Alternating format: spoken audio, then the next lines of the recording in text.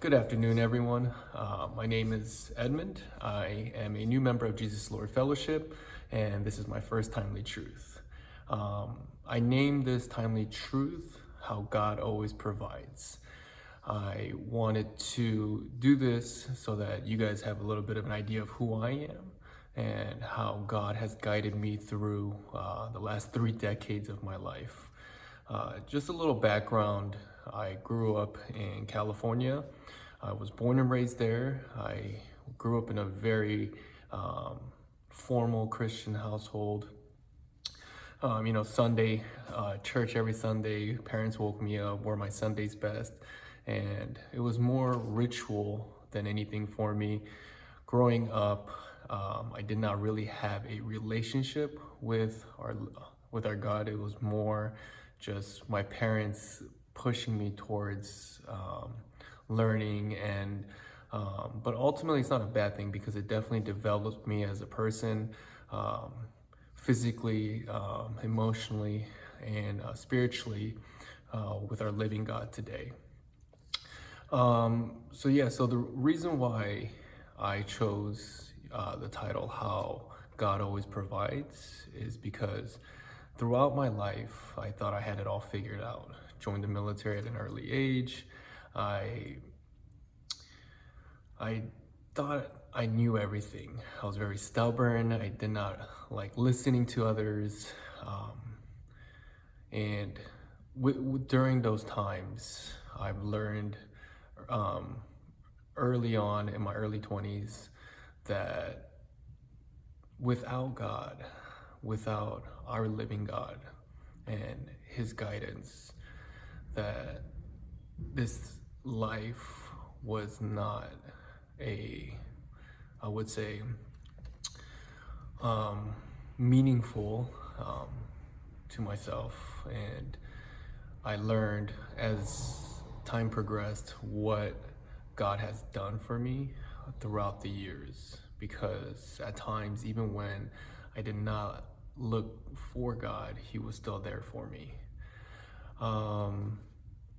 So I want to share with you guys the book of Matthews. It's ironic because it's something that we did at the youth night as well too the other night. But the one I want to share with you guys is the book of Matthews from chapter 6. I know it's said that it's the first book in the Testament, but also the most comprehensive book in the New Testament as well too. And in my opinion, I think it is in the Bible. But yeah, so I want to read this to you guys, where it says, "Therefore I tell you, do not worry about your life. What will you eat or drink, or about your body, what you will wear? Is not life more than food, and the body more than clothes? Look at the birds of the air. They do not sow or reap or stow away in barns, and yet your heavenly Father feeds them. Are you not much more valuable than they?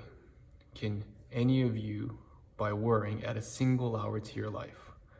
And why do you worry about clothes? See how the flowers of the field grow. They do not labor or spin, yet I tell you that not even Solomon in all his splendor was dressed like these. If that is how God clothes the grass of the field, which is here today and tomorrow is thrown into the fire, will He not much more clothe you, you of little faith? So do not worry, saying, what shall we eat? What shall we drink? Or what shall we wear?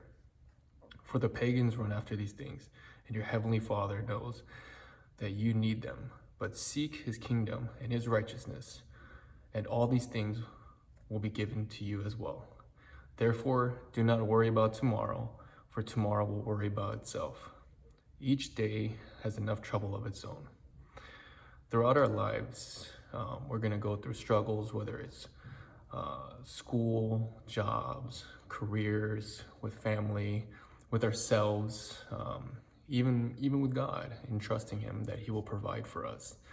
And those struggles are a little lighter knowing that God is there for us. God will provide for us, knowing that He loves us at the end of the day. Our Father did not just give us life.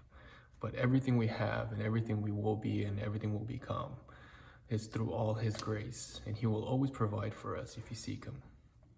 I want to wrap this video up with Romans 8 verses 31. It's one of my favorite verses. What then shall we say in response to these things? If God is for us, who can be against us? God bless.